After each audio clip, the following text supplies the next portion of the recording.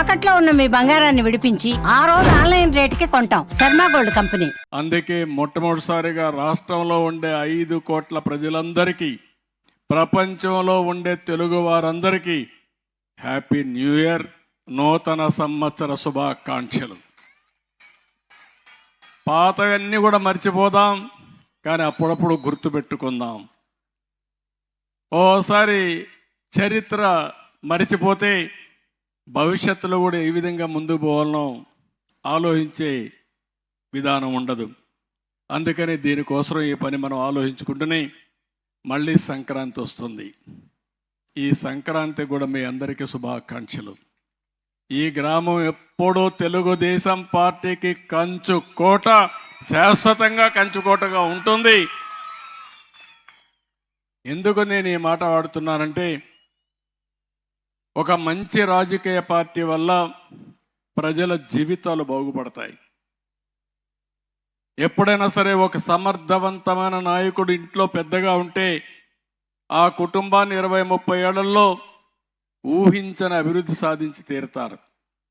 ఒక గ్రామానికి మంచి నాయకుడు ఉంటే ఆ నాయకుడు వల్ల గ్రామం బాగుపడుతుంది. ఒక రాష్ట్రానికి ఒక ఎమ్మెల్యే, మంచి ఎమ్మెల్యే ఉంటే ఇప్పుడు కూడా మీరు కోడెల శివప్రసాద్ అంటే జిందాబాద్ అని అమర్హయ్ అనే పరిస్థితికి వచ్చారు. ఇంకా జ్ఞాపకం ఉంది. అంటే దానికి కారణం ఆ నాయకుడు చేసిన పనులు.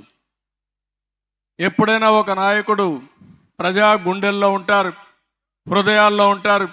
కొంతమంది నాయకులను చూస్తే ఎప్పుడు కూడా చేదరించుకునే పరిస్థితిలో ఉంటారు. అలాంటి వాళ్ళు కూడా వస్తూ ఉంటారు. అందుకని ఈరోజు సంక్రాంతి అనేది తెలుగు జాతికి ఒక మంచి పండుగ, తెలుగు వారందరూ చేసుకునే పండుగ.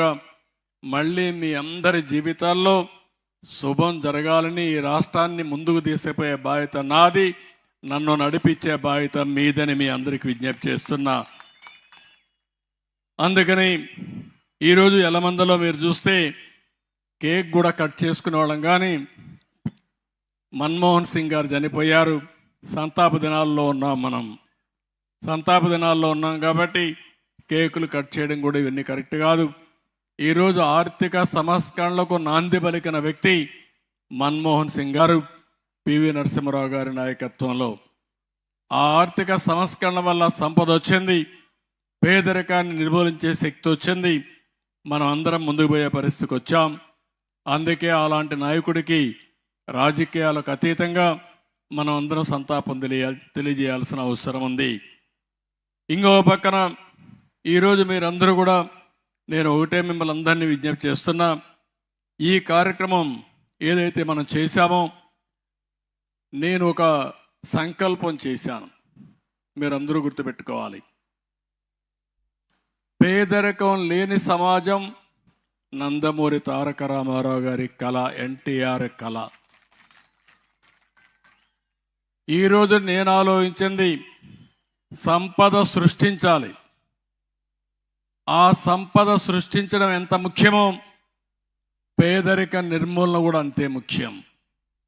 నేను అందుకే ఒక కార్యక్రమం పెట్టుకున్నాను, జీరో పావర్టీ అన్నాను. ఈరోజు ఎలమందికి వస్తాం. కొంతమంది కష్టపడ్డారు, డాక్టర్లు అయ్యారు, ఇంజనీర్లు అయ్యారు, విదేశాలకు పోయారు, డబ్బులు సంపాదించారు. కొంతమంది ఇలాంటి అభాగ్యులు ఉన్నారు, ఇప్పటికి కూడా పేదరికంలో ఉన్నారు, ఇల్లు లేకుండా ఉన్నారు, పూట గడవని పరిస్థితుంది, కష్టాల్లో ఉన్నారు. అందుకే అలాంటి వారికి మనందరం అండగా ఉండడం మన బాధ్యత. నేను అందుకనే మీరు చూస్తే ఈరోజు ఏదైతే పెన్షన్లు ఉన్నాయో, ఇవి 64 లక్షల మందికి పెన్షన్లు ఇచ్చే ఏకైక రాష్ట్రం భారతదేశంలో ఆంధ్రప్రదేశ్ రాష్ట్రం. ఎన్టీ రామారావు గారు ప్రారంభించిన స్కీమ్ ఇది. ఆ రోజుల్లో 35 రూపాయలు. 96లో నేను ముఖ్యమంత్రి అయినాక అది 70 రూపాయలు చేశాను. మళ్ళీ అది 200 రూపాయలు అయ్యింది.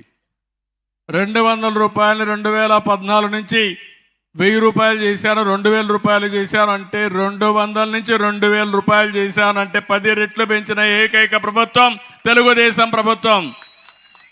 సుమన్ టీవీలో మీ పర్సనల్ అండ్ బిజినెస్ ప్రమోషన్స్ కోసం కింది నెంబర్కి కాంటాక్ట్ చేయండి.